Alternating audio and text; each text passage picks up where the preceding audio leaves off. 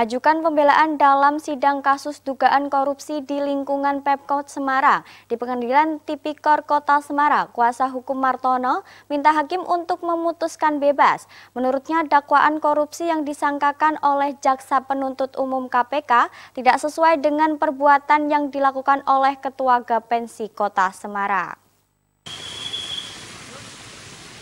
Sidang kasus korupsi yang menjerat Ketua Gapensi Martono bersama dengan mantan Wali Kota Semarang, Hefearita Gurnayanti Rahayu dan Alwin Basri Senin pagi kembali digelar di Pengadilan Tipikor Kota Semarang. Sidang dengan agenda pledoi atau pembelaan ini, Ketua Gapensi Kota Semarang Martono meminta hakim untuk mempertimbangkan putusan atas tuntutan Jaksa Penuntut Umum KPK dengan penjara 5 tahun.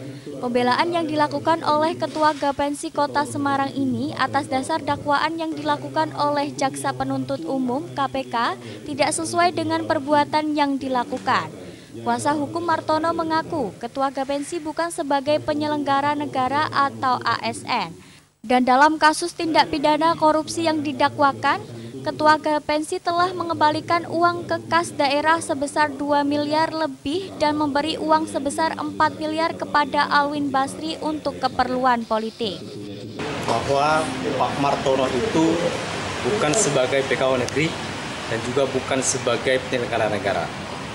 Kedua, Pak Martono itu bukan sebagai penerima, melainkan sebagai pemberi.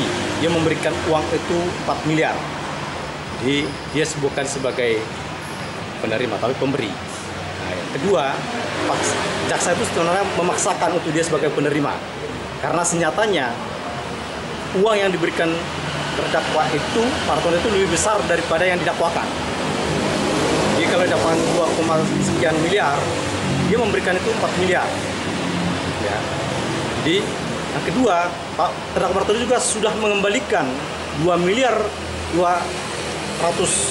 miliar 5 itu sudah dikembalikan oleh terdakwa ke kas daerah, sehingga terdakwa tidak bisa juga dibebani uang pengganti karena senyatanya dia sudah kembalikan juga.